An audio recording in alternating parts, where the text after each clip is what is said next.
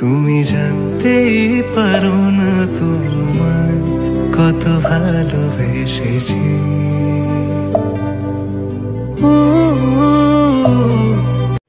Hello বন্ধুরা, কেমন আছো তোমরা সবাই? আশা করি ভালো আছো। বর্ণালী বিশ্বাস লাইভ ইউটিউব চ্যানেলে তোমাদের সবাইকে স্বাগতম জানিয়ে শুরু করছে একটা নতুন ব্লগ। আর ব্লগ কি, মানে এটা একটা নতুন ভিডিও বলতে পারো, ব্লগ তো না, ভিডিও। কারণ আজকে আমি তোমাদেরকে দেখাবো হচ্ছে ডিএলএড এর সেকেন্ড ইয়ারের প্র্যাকটিক্যাল খাতা, মানে লেসন প্ল্যানের খাতা কি কি করতে হয় সেকেন্ড ইয়ারে, সেইগুলো মানে এক্সটার্নালের জন্য। আমি ফার্স্ট ইয়ারের খাতাও ভিডিও করেছিলাম যখন আমি ফার্স্ট ইয়ারে পড়তাম তখন, তার জন্য ভাবলাম যে সেকেন্ড ইয়ারেরটাও করি।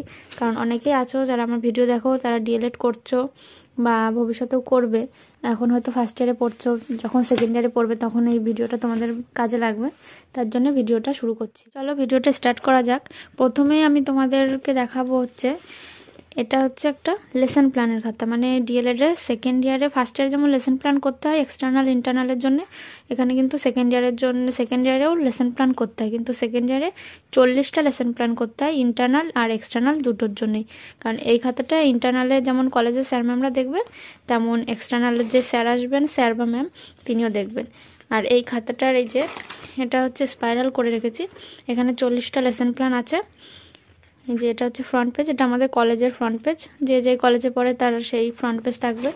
এখানে সব কিছু নাম, রেজিস্ট্রেশন সব দিয়ে লিখতে হবে। তারপরেই প্রথম পেজটা শুরু হচ্ছে বাণী দিয়ে, যে কোনো একজন মনীষীর বাণী দিয়ে শুরু করতে পারো তোমরা। আমি এখানে স্বামী বিবেকানন্দেরটা দিয়েছি, তোমরা দেখে নাও, চাইলে তোমরা স্ক্রিনশট নিয়ে লিখতেও পারো। তারপর একটা ভূমিকা দিতে হবে, ভূমিকার পরে দিতে হবে সূচিপত্র। এবার আমাদের তো সেকেন্ড ইয়ারে লেসন প্ল্যান লিখতে হয় 4টে পেপারে, মানে 4টে সাবজেক্টের ওপর। ফার্স্ট ইয়ারে যেমন আর কি স্কিলের ওপর লিখতে হয় লেসন প্ল্যান, আর সেকেন্ড ইয়ারে কিন্তু সাবজেক্টের উপরে 4টে সাবজেক্টের উপর লিখতে হয়, বাংলা, অঙ্ক, ইংলিশ আর হচ্ছে পরিবেশ। এবার প্রথমে বাংলা লিখেছি। এই যে এইভাবে লেসন প্ল্যানটা লেখার যে নিয়মটা, এটা হচ্ছে ফার্স্ট পেজ। এই যে এইভাবে লিখতে হয়, উদ্দেশ্য থাকবে, উপকরণ থাকবে, তারপরে মানে যে বিদ্যালয়ে তোমরা ট্রেনিং করবে সেই বিদ্যালয়ের নাম টাম সব কিছু দিয়ে, বিষয়ের নাম, একক, উপ একক সব কিছু এখানে থাকবে। এইভাবে পরপর সব লিখতে হবে। তারপরে থাকবে 3টে স্তর, আয়োজন স্তর, উপস্থাপন স্তর, মূল্যায়ন স্তর। মূল্যায়ন স্তরের নিচে থাকবে কর্মপত্র। এইভাবেই বাদ বাকি সাবজেক্টগুলোও লিখতে হবে। এটা হচ্ছে বাংলা আমি দেখালাম। তারপরে আর কি ইংলিশ আছে। প্রত্যেকটার এই যে এক একটা সাবজেক্টের জন্য 10টা করে লেসন প্ল্যান, 4টে সাবজেক্ট, তাই 40টা হবে। এইভাবে প্রত্যেকটা সাবজেক্টই লিখতে হবে। এটা হচ্ছে ইংলিশ, ইংলিশেরটাও সেম, শুধু যেগুলো বাংলার লিখতে হয় ইংলিশে সেগুলো ইংলিশে লিখতে হবে। ইংলিশে এগুলো অবজেক্ট, টিএলএম এইভাবে থাকবে। প্রিপারেশন স্টেজ, তারপরে প্রেজেন্টেশন স্টেজ, আর এটা হচ্ছে পোস্ট প্রেজেন্টেশন স্টেজ, তারপরে হচ্ছে ওয়ার্কশিট। এইভাবে এই যে 40টা লেসন প্ল্যানের খাতা কমপ্লিট করতে হবে। এই খাতাটা কিন্তু আমাদের ইন্টারনাল এক্সটার্নাল দুজনের জন্যই, কারণ এটা কলেজের স্যার ম্যামরা সাইন করে রেখে দেবে, এটা আমাদেরকে দিয়েই দেবে। পরে যখন এক্সটার্নাল স্যার আসবেন, মানে স্কুলে গিয়ে যখন আমাদের পড়াতে হবে, তখন এই খাতাটা স্যার দেখবে। তারপরে আর একটা দেখাচ্ছি, এটা হচ্ছে এক্সটার্নাল খাতা, এটা হচ্ছে রিপোর্টের খাতা। এই খাতাটার নাম হচ্ছে রিপোর্ট। এই যে এটাও ফ্রন্ট পেজে যে, তারপরে পেজটা হচ্ছে বাণী। এখানে ছবি লাগাতে হবে, আমি এখানে ছবিটা এখনো লাগাইনি। এখানে রবীন্দ্রনাথ ঠাকুরের একটা বাণী দিয়েছি, এখানে একটা ছবি লাগাতে হবে, তোমরা লাগিয়ে নেবে। তারপরে সূচিপত্র, এখানে সূচিপত্র মানে আমাদের রিপোর্টটা করেছে হচ্ছে 2টো কোশ্চেনের উপর, কলেজ থেকেই দিয়ে দিয়েছিল সেইভাবে, আর যার যার কলেজে যেরকম দেয় তারা সেইভাবে লিখবে। এই যে এখান থেকে শুরু হচ্ছে। আর এটা কিন্তু একটা আর্ট পেপার, ঠিক আছে? আর্ট পেপারের মানে একটা গোটা আর্ট পেপারকে কেটে 4 টুকরো করে নেওয়া। তারপরে এই যে পাশ দিয়ে এরকম সুন্দর করে টেপ মেরে দিয়েছে, এটা ডিজাইন টেপ। এখানে 2টো কোশ্চেন আছে তো, তার জন্য বেশি পেজ লাগেনি, 6-7টা পেজের মধ্যেই আর কি লেখা কমপ্লিট হয়ে গেছে আমাদের। এরপরের খাতাটা হচ্ছে মেইন। 3টে খাতায় মেইন, কিন্তু এটা বেশি, কারণ এটা হচ্ছে এক্সটার্নাল টিচিংয়ের খাতা। এটাতে আছে 4টে লেসন প্ল্যান, আর এখানে নামটাম সব লিখতে হবে। আমি এখন লিখিনি, এক্সামের দিন লিখবো, তার জন্য। এই খাতাটা করতে হবে হচ্ছে, এটাকে কি বলে, জিওগ্রাফি প্র্যাকটিক্যাল খাতা বললেই অনেকে বুঝতে পারে। আমাদের কলেজ থেকে এই খাতাতেই করতে বলেছে, আবার অনেক কলেজে আর্ট পেপার কেটেও বলে, তারপরে এমনি চ্যানেল ফাইলেও করতে বলে। আমাদের এই খাতাতে করতে বলেছে, তার জন্য প্র্যাকটিক্যাল খাতা এটা। এবার দেখো এই খাতাটার ভেতরটা কেমন। এটা তো ফ্রন্ট পেজ গেল। তারপরে হচ্ছে এটা বাণী, এখানেও আমি স্বামী বিবেকানন্দের একটা বাণী দিয়েছি, তাই ছবি লাগিয়েছি। তারপরে ভূমিকা, এই যে ভূমিকা শুরু হচ্ছে, ভূমিকার পরে সূচিপত্র। এখানে আবার এটা মানে যেহেতু এক্সটার্নালের খাতা তার জন্য পুরোটা লিখেছি সাবজেক্টের আগে, যে ব্যাপ্ত পাঠ পরিকল্পনা Bangla, macro lesson plan English, এইভাবে প্রত্যেকটা লিখে নিয়েছি 4টে, আর তার পাশে পেজ নাম্বারগুলো।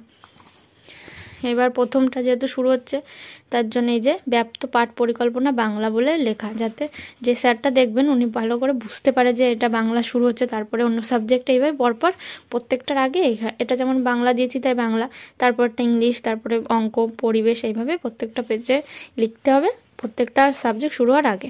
তারপরে এই যে উদ্দেশ্য, উপকরণ, তারপরে আয়োজন স্তরের পরে যে পাঠ ঘোষণা। আর প্রত্যেকটা স্তরে কিন্তু সময়টা লিখতে হবে যে কত সময় ধরে আমরা পড়াচ্ছি, মানে বাচ্চাদের কত সময় ধরে পড়াবো। আর উপস্থাপন স্তরেই থাকবে হচ্ছে বোর্ড ওয়ার্ক, এই যে এইভাবে বোর্ড ওয়ার্ক করতে হবে। মানে আমরা যেমন স্কুলে যখন পড়াবো বাচ্চাদের তখনও তো বোর্ডে লিখে দেখাতে হবে, সেটাই একটু সামান্য একটা ডেমো দিয়ে এখানে একটা কালো আর্ট পেপার কেটে এখানে লাগিয়ে নিয়ে তারপরে বোর্ড ওয়ার্ক হিসাবে লিখতে হবে। তারপরে মূল্যায়ন স্তরের নিচে থাকবে কর্মপত্র, আর মূল্যায়ন স্তরের পরে থাকবে হচ্ছে রেমিডিয়াল টিচিং। এই যে রেমিডিয়াল টিচিংটা প্রত্যেকটা সাবজেক্টের লাস্টেই থাকবে।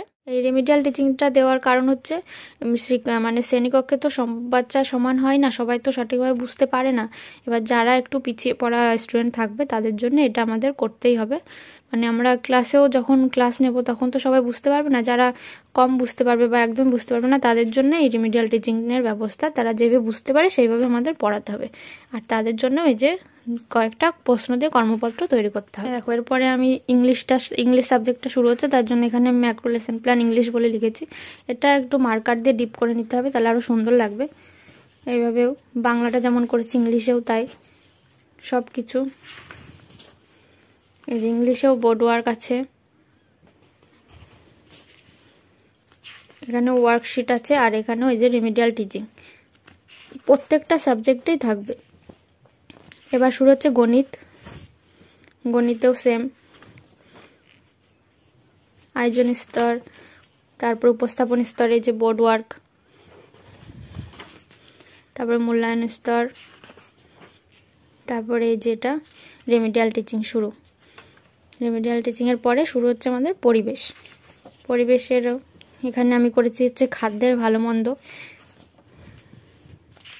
এই যে এখানেও আছে বোর্ড ওয়ার্ক। আর প্রত্যেকটা যে সাবজেক্টগুলো যে বিষয়ের উপর মানে আমরা পড়াবো সেগুলোর কিন্তু চার্ট বা মডেল এগুলো নিয়ে কিন্তু স্কুলে পড়াতে যেতেই হবে আমাদের। তার কারণ বাচ্চারা আর কি ওইসব দেখলে বাচ্চারা আরও বেশি আকর্ষণ হবে, পড়ার প্রতি ওদের আগ্রহ বাড়বে, তার জন্যে ওগুলো নিয়ে গেলে আরও পড়াতেও সুবিধা হবে, বাচ্চারা তাড়াতাড়ি বুঝেও যাবে। তোমরা সবাই বুঝতে পারলে তো মানে পুরো বিষয়টা যে কিভাবে কি লিখতে হবে না হবে। আমি তো খুব ভালোভাবেই প্রত্যেকটা পেজ তোমাদেরকে একদম ক্লোজ করে দেখিয়েছি কি কি লিখেছি না লিখেছি। আমাদের এখনো টিচিংয়ে পাঠায়নি, যেদিন যাব এক্সটার্নাল স্যার আসবেন সেদিনকেই যাব, তার জন্য আমরা প্রত্যেকটা এসে ডেটটা আর কি ফাঁকা রেখেছি, যে ডেটে যাব সেই ডেটটা বসাবো। আর এই ফ্রন্ট পেজটা যার যার কলেজের মতো করে শেষে বের করে নেবে। এই ছিল আজকের ভিডিও, কেমন লাগলো তোমাদের অবশ্যই কিন্তু কমেন্টে জানিও। তোমরা কে কে ডিএলএড করছো অবশ্যই আমার ভিডিওর নিচে কমেন্ট করো। আর আমার ফার্স্ট ইয়ারের ভিডিওটা অনেকেই দেখেছিল, আর সেই জন্য আমি ভাবলাম যে সেকেন্ড ইয়ারেও তাহলে একটা ভিডিও বানানো যাক, তার জন্য আমি আজকে ভিডিওটা করলাম। কেমন লাগলো তোমরা সবাই অবশ্যই কিন্তু জানিও, আর চ্যানেলটাকে সাবস্ক্রাইব করতে একদম ভুলো না। দেখা হচ্ছে পরে আর একটা ভিডিওতে, ততক্ষণ কিন্তু আমার পাশে থেকো তোমরা, অবশ্যই চ্যানেলটাকে সাবস্ক্রাইব করে দিও।